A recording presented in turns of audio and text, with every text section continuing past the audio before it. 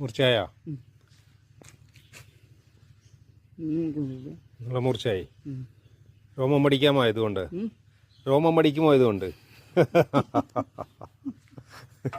വിറക് വെട്ടാ അല്ലേ നന്നായിട്ട് തേച്ച് കൊടുക്കണം. ശരി. ഇതിനാ എന്താ പറയുന്നത്? ചാണക്യ പിടിക്കില്ല, എന്താ മൂർച്ച കൂട്ടൽ. എത്ര രൂപ? 80 രൂപ. 80 രൂപ.